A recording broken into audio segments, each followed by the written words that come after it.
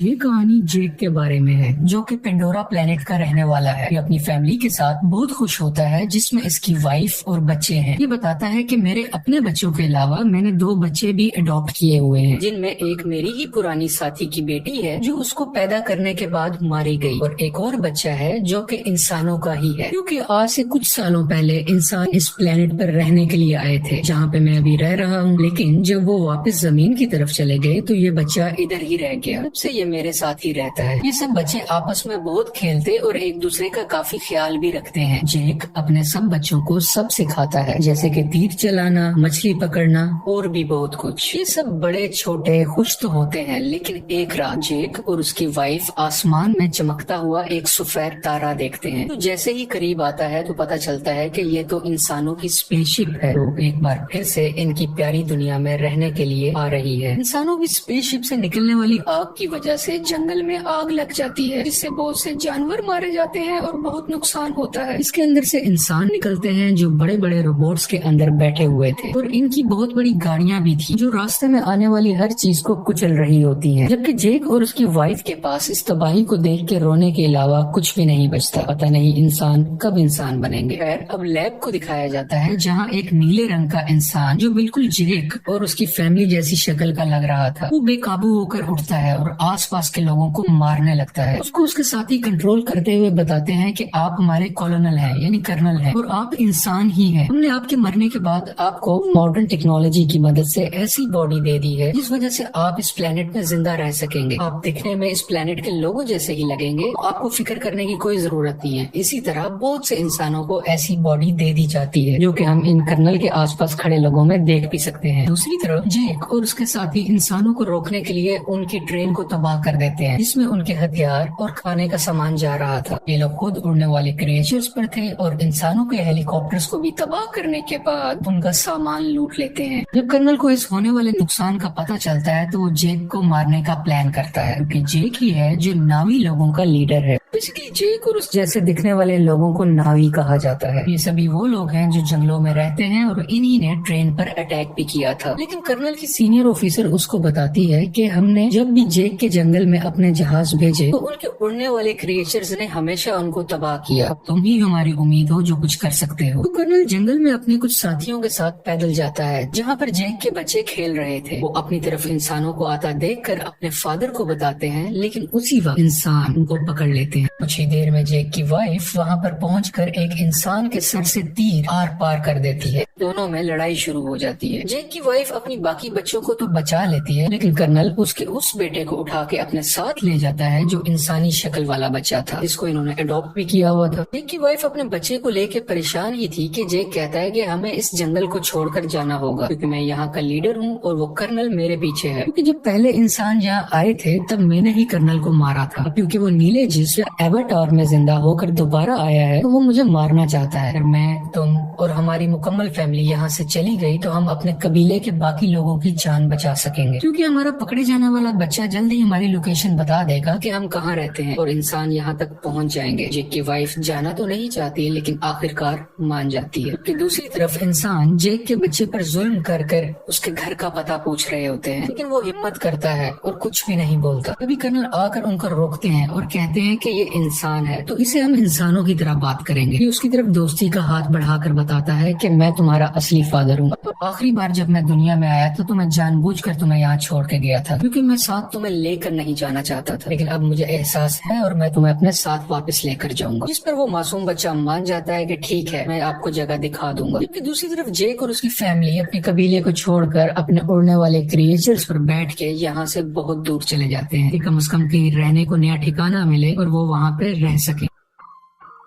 ये लोग पानी के पास रहने वाले नाविस के पास पहुंचते हैं। यहाँ पर रहने वाले लोग हैं तो इसी प्लेनेट के, लेकिन दिखने में सब्ज रंग के होते हैं। ये पानी वाले नावी शुरू में इनका मजाक बनाते हैं, जैसे कि वो कहते हैं कि इनकी दुम पतली है, इनके बाजू पतले हैं और भी बहुत कुछ। तभी पानी वाले लोगों का लीडर आता है और कहता है कि तुम जंगल के रहने वाले हो, तुम्हारी यहाँ पानी के पास कोई जरूरत नहीं है, तुम्हें कुछ नहीं आता कि पानी में कैसे सरवाइव करना है। लेकिन जेक जवाब में कहता है कि हम बहुत जल्द ही सब कुछ सीख जाएंगे और मेरी फैमिली के लिए मुझे आप लोग लोगों की जरूरत है ताकि वो यहाँ पर सही सलामत जिंदा रह सके। ये देख के पानी का नावी लीडर मान जाता है और उनको रहने की इजाजत भी दे देता है। अगले दिन जेक के बच्चों को वहाँ के रहने वाले बच्चे घुमा रहे होते हैं, जबकि जेक का बेटा अपने बालों वाली चुटिया वहाँ के एक क्रिएचर से जोड़ता है। तो वो बहुत तेजी से पानी के अंदर तैरता है, जिस वजह से गिर जाता है और वहाँ के सब लोग हंसने लगते हैं। अगले दिन वहाँ के कुछ बच्चे जेक की बेटी को पागल कह रहे होते हैं। इसके अलावा उससे बदतमीजी भी करते हैं, उसको काफी तंग कर रहे होते हैं। तभी वहाँ जेक के बाकी बच्चे भी आ जाते हैं और उस तंग करने वाले बच्चे को मारने लगते हैं। तुमने हमारी बहन को ऐसा क्यों कहा? जब जेक को ये सब पता चलता है तो वो अपने ही बेटे को डांटने लगता है कि तुमने उसे क्यों मारा, वो यहाँ के लीडर का बेटा है, जाओ तुम उससे माफी मांगो। वो जब जाकर माफी मांगता है तो लीडर का बेटा अभी भी गुस्से में था और वो उसको धोखा देना चाहता था, बदला लेना चाहता था। कहता है कि चलो तुम्हें एक अच्छी जगह पर लेके जाता हूँ। वो उसे गहरे पानी में ले जाता है जहाँ पर एक खतरनाक मॉन्स्टर रहता था। वो उसको वहाँ पर जाकर अकेला छोड़ देता है और खुद वहाँ से वापस आ जाता है। कुछ ही देर में पानी के अंदर से तेज मॉन्स्टर आकर उस पर अटैक कर देता है, जिस वजह से वो डूबने लगता है और लगातार मॉन्स्टर उस पर अटैक कर उसको खाने की कोशिश कर रहा होता है। दोनों आमने सामने होते हैं। तभी वहाँ सबसे बड़ा मॉन्स्टर आ जाता है, जो छोटे मॉन्स्टर को अपने मुंह में डाल के पत्थर पर जोर का मारता है और उसको वहीं मार डालता है। इतनी ही देर में जेक का बेटा पानी में मजीद सांस नहीं ले पाता और डूब जाता है। जैसे ही उसकी आंख खुलती है तो वो देखता है कि सबसे बड़े पानी के मॉन्स्टर ने उसकी जान बचाई है और वो उसके ऊपर लेटा हुआ है। ये लड़का देखता है कि वो मॉन्स्टर बेचारा काफी जख्मी भी है, तो ये उसके जिस्म से कुछ लगे हुए हथियार निकालकर उसको सुकून देता है, जिससे इन दोनों की दोस्ती हो जाती है और वो मॉन्स्टर इस लड़के को उसके घर वालों के पास छोड़ के आता है।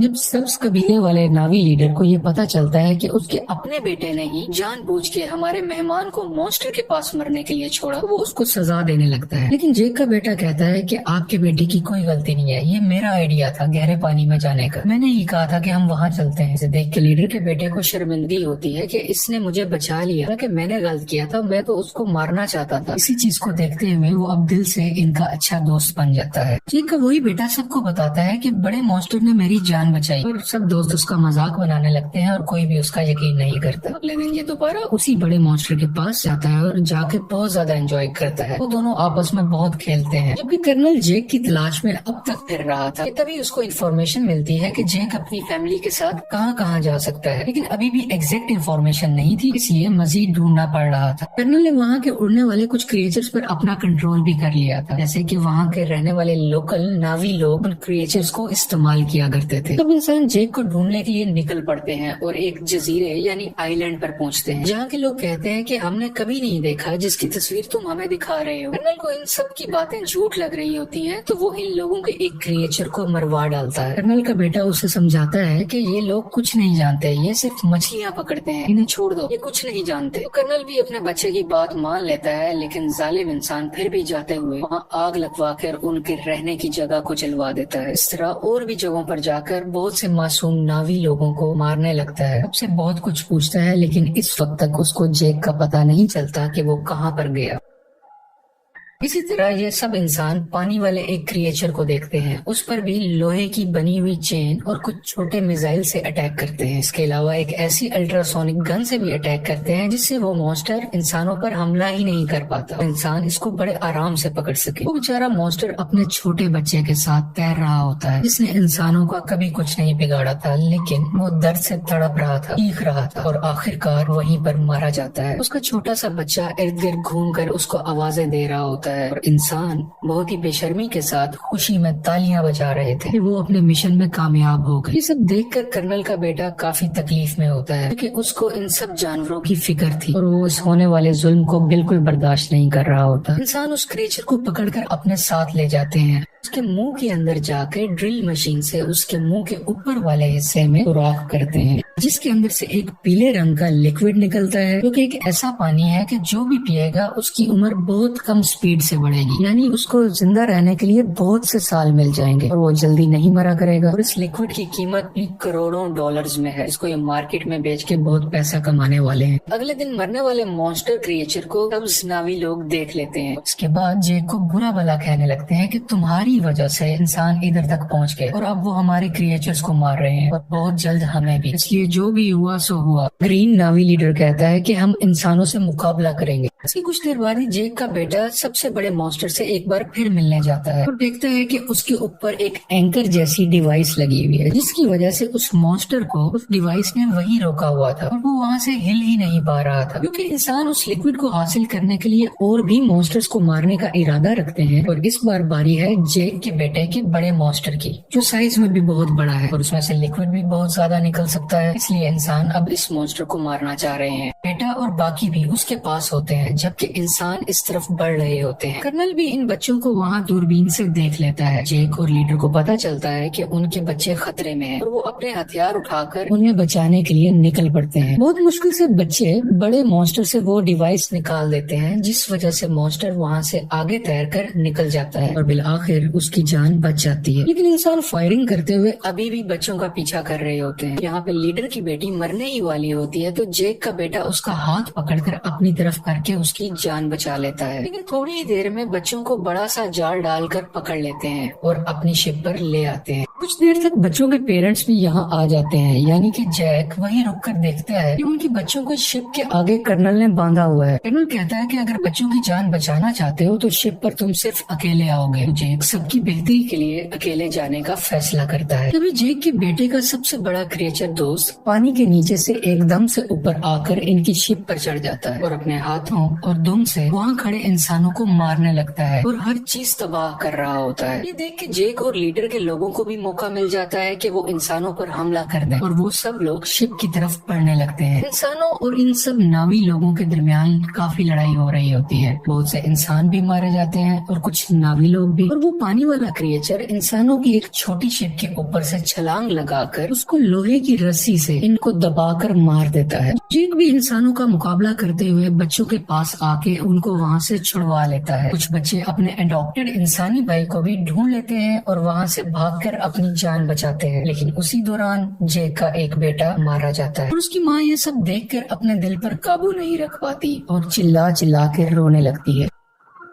जेक के दो बच्चे फिर से कर्नल ने पकड़ लिए होते हैं और वो लोग इंतजार कर रहे होते हैं कि जेक इनको बचाने आएगा और इसी मौके को देखते हुए हम उसे मार डालेंगे। जेक वहाँ बड़ी खामोशी से आकर धमाका करता है, जिससे हर तरफ आग ही आग हो जाती है। बहुत से इंसान भी मारे जाते हैं। उसकी वाइफ भी बहुत से इंसानों को अपने तीर से हमेशा के लिए खत्म कर देती है और एक इंसान को गुस्से वाली आंखें दिखाते हुए मार डालती है, क्योंकि अभी अभी उसने अपना बेटा खोया था। उसकी आंखों में दर्द था। मौका देखते हुए कर्नल जेक की बेटी की गर्दन पर चाकू रख के उन सबको हथियार डालने का कहता है। लेकिन उसी दौरान जेक की वाइफ वहाँ आकर कर्नल के ही बेटे की गर्दन पर चाकू रख देती है, जिसको देखते हुए कर्नल को उसकी बेटी को छोड़ना पड़ जाता है। अब फाइनली कर्नल और जेक की आपस में हैंड टू हैंड लड़ाई होती है। इसमें बहुत मुश्किलों के बाद जेक कर्नल का गला अपने हाथों में दबाकर उसे मार देता है और आखिरकार ये जालिम कर्नल पानी में डूबने लगता है। लेकिन कर्नल का बेटा उसे डूबने से बचाकर पानी के ऊपर ले आता है, क्योंकि कर्नल ने उसकी जान जो बचाई थी जब जेक की वाइफ ने उस पर चाकू रखा हुआ था। जब कर्नल कहता है कि बेटा मेरे साथ आओ, तो वो उस पर गुस्सा कर अपनी फैमिली के पास चला जाता है, यानी कि जेक के पास। और इसको देखकर जेक की फैमिली भी बहुत खुश होती है और इसको पहले की तरह ही प्यार करती है। आखिर में जेक अपने मरने वाले बेटे को पानी के अंदर दफना देता है और उस वक्त उसको सब पुराना याद आ रहा था कि मेरा बेटा जो आज मरा है उसको मैंने कैसे अपने हाथों में उठाया था जब वो पैदा हुआ था, और आज अपने ही हाथों से दफन भी कर रहा हूँ। और इस फिल्म की कहानी यहीं पर खत्म हो जाती है।